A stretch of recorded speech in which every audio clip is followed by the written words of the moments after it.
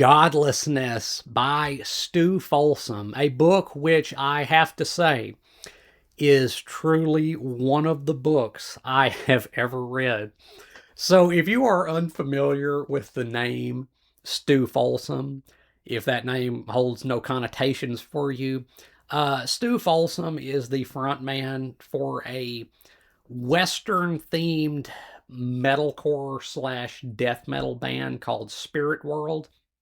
They've released a few albums, but their debut album, which I mentioned because it sort of pertains to this book, was a record entitled Pagan Rhythms, which I will say is actually a pretty solid album. That album goes kind of hard actually.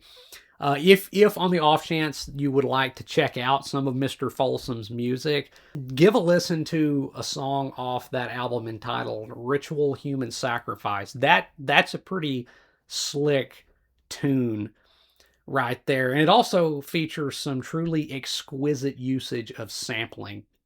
"Ritual Human Sacrifice," pretty banger song, I'll say. But anyway, I came across this book by total chance in the bargain section of a Books a Million store, and the cover like kind of captivated me. It has a pretty dope cover, I'll say.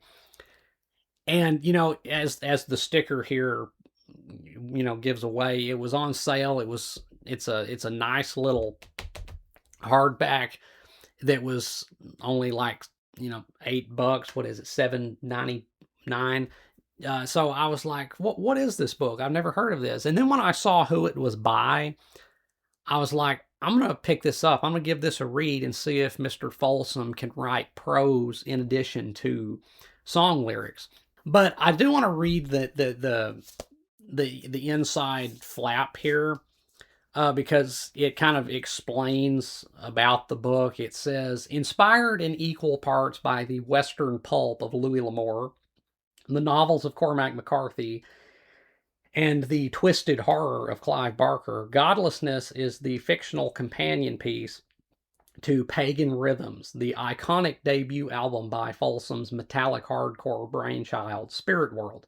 So, first off, that really hooked me when I saw that it was inspired by the novels of Cormac McCarthy. Huge McCarthy fan, so I was like, oh yeah, definitely picking this up. Now that I've read it, I can say that this does not resemble Cormac McCarthy's work in the slightest, unless, of course, you just count depraved, stomach-churning violence in a Western setting as, being reminiscent of Cormac McCarthy. Then I guess you might have a case.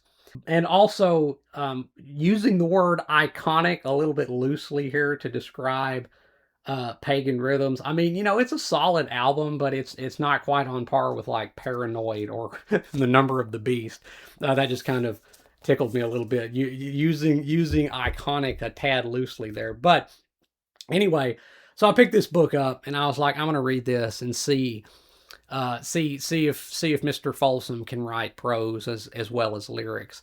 And now that I've done so, I have to say, I don't think he can. This book was rough. Like, this was a very rough book. It was rough in terms of its content because it is like just incredibly depraved in terms of what it contains, but it's also rough because it's not a well executed book, really, in the slightest, actually. But anyway, what is this book about? You're probably wondering. What is the story of Godlessness, and how does it relate to an album? Okay, so the book is, and it's, by the way, this is not a long book. It is like, how long is it? It's very short. It is 119 pages long, and the book is comprised of 3 interrelated short stories, or I guess perhaps like novelettes, which all take place in a pretty striking setting. And if there is any praise to be given to this book, it would pertain to the setting of the book.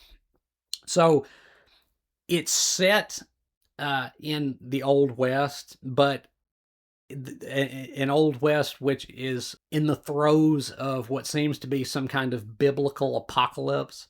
It would seem that God and the devil are throwing down, apparently, and so crazy celestial events are happening, such as the appearance of a new moon in the sky, which is like blood red, like a kind of like a blood moon in the sky.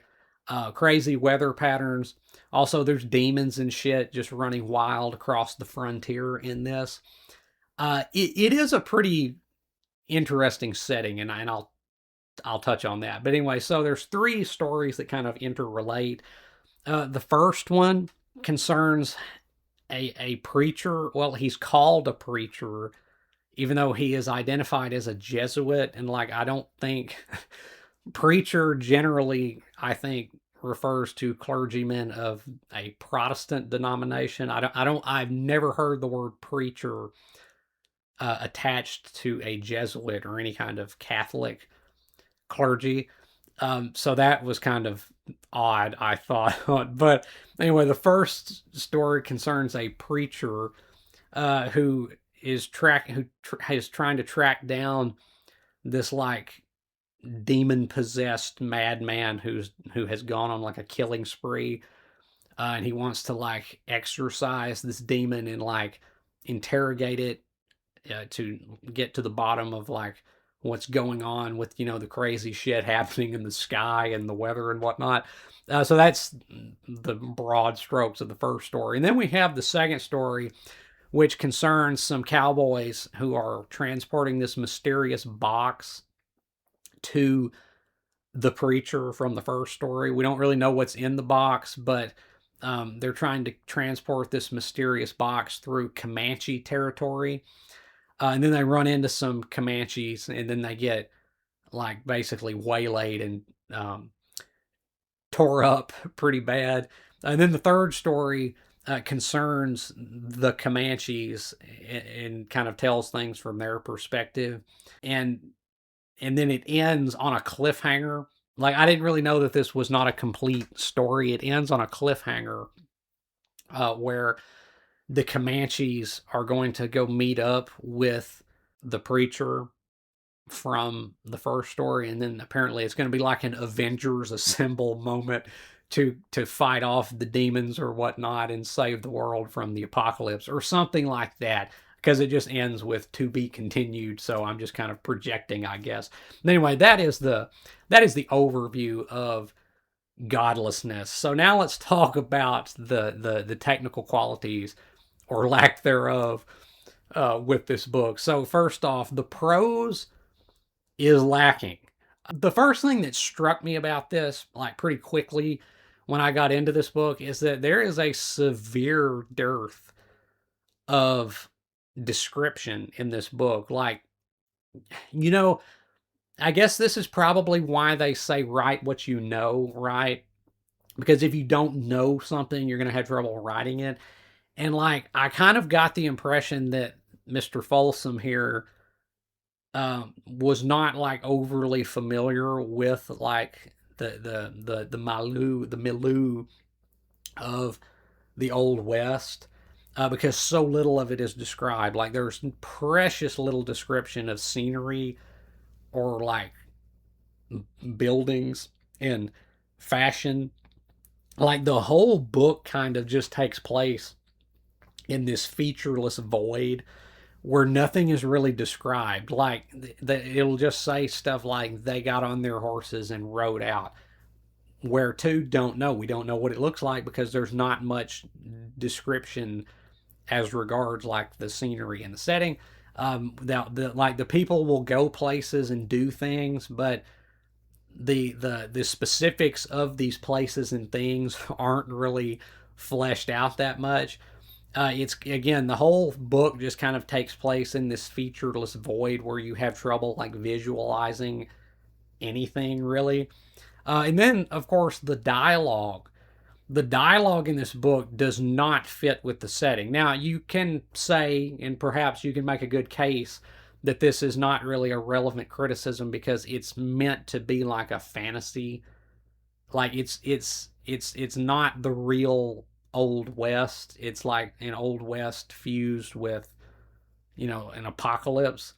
And so, any semblance of realism is not strictly speaking necessary. But still, I was kind of struck by the way that these characters talk, because it does not sound like the way that people from like the mid to late 1800s would talk. It sounds very modern, uh, especially regards the profanity, of which there is a lot. It sounds like the way that like just normal, like modern day people talk. It's kind of jarring. It does not really jive with the setting very well.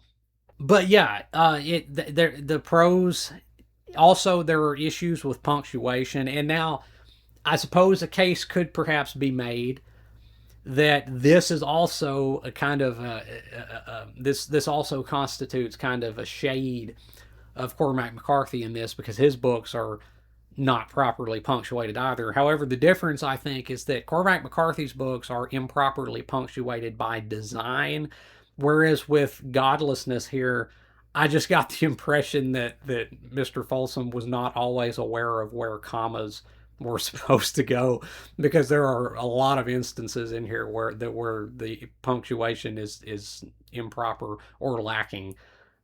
So yeah, there are issues with the prose, but now let's move on to the characters, because even if the prose is clunky and amateurish, if the characters feel real, if they're human and relatable, moreover, I can forgive that. But unfortunately, this front is not much stronger than the writing. The characters in this book are terrible, and I mean that in more than one way. Like, they are very poorly rendered, but also they're just like terrible people as well. So the preacher, or the Jesuit preacher, which I think should have been called priest, but again, the Jesuit preacher from the first story is also like a necrophiliac. Like, he has sex with dead women. First of all, I would think that your like clergy status would probably be voided at that point, but what the hell ever. Anyway, he likes to screw dead girls, and it's just thrown out there, and like, you're kind of like, okay, our hero here, our illustrious hero, uh, is like this depraved necrophiliac. Okay. And like that, you would think that there would be at least like some kind of character development pertaining to that, like maybe some kind of internal conflict, some kind of, twisted yearnings being combated by higher nature. But no, it's just like he likes to have sex with dead women. Um, and he also drinks like a fish, but it's not like in that Graham Greene way where like there's a point to that of it, where it's like, in like The Power and the Glory, where you have that priest who is also an alcoholic, but like, it's kind of the war between flesh and spirit. Not with this. This is just like, this just feels like attaching a bunch of baggage, a bunch of depraved baggage to this character in the hopes that it will be like memorable, but it's only memorable because of how flat and awkward it is. But anyway, so that character was whatever. Then the Cowboys from the second story are also very flat. You have one cowboy character who is supposed to be like the jokester of the band, right? And like, he's always cracking wise, and he's also like over the top vulgar, and like, it just feels so faux. It just feels so fake. And again, the very modern dialect just kind of clashes with any notions of authenticity as regards the setting. Again, the characters in that story weren't good either. And then, of course, in the last story, you have some Comanche characters who again talk like modern white people. Like they talk like modern, band members in a metalcore death metal band. That's what all these characters talk like. So the characters aren't good. There's no depth here at all. What attempts are made at depth just come off as like head scratching and puzzling. It's not good work here. And then now on to the actual story. If there is, once more, as I said, any praise to be given to this book, it would pertain to like the setting that this story takes place in, which is admittedly a pretty interesting concept. It reminded me kind of that book, if you've ever read it or heard of it, called Between Two Fires by, I think it's Christopher Buell. It's like a medieval fantasy book about a knight also navigating a world undergoing some type of like biblical eschaton.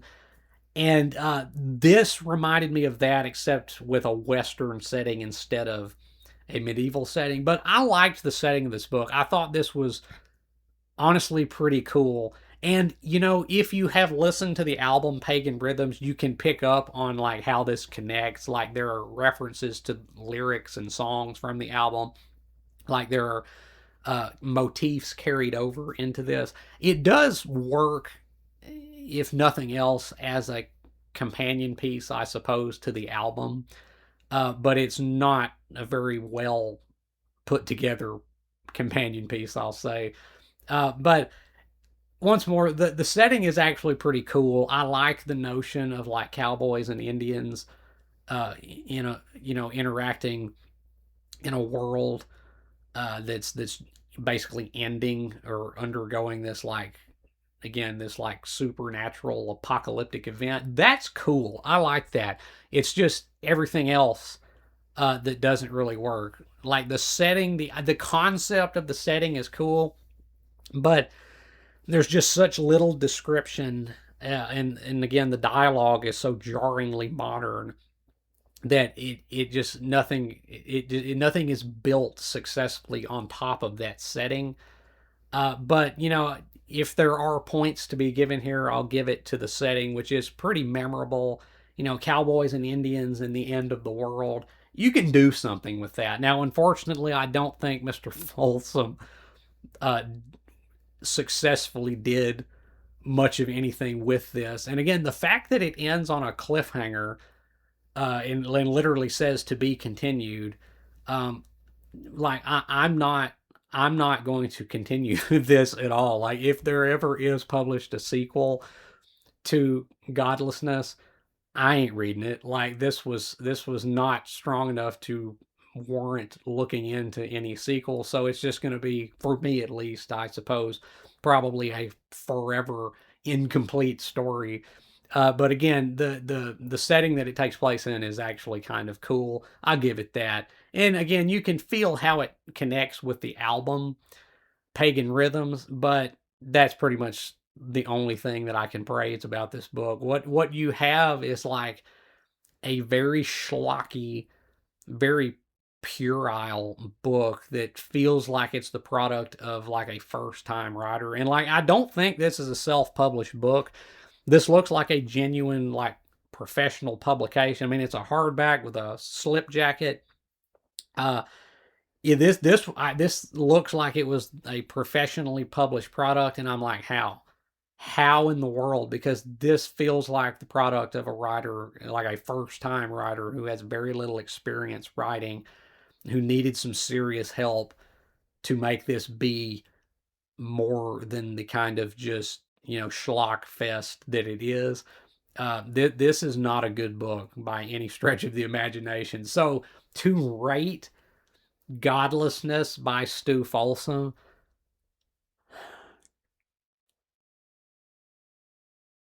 I'm going to be generous here. I'm going to be very generous here and give this a D minus. The only reason that it makes it out of the total F category, like the reason it's not completely irredeemable crap, is once more because the setting, like the concept for this story is actually pretty cool. And I would be really interested in seeing, I would have been really interested in seeing this done had it been done better.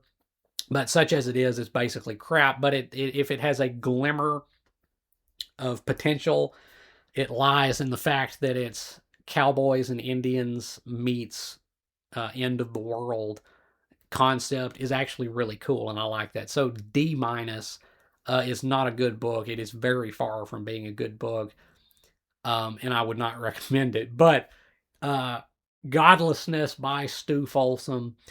Have you read this book? If you have, let me know what you thought of it.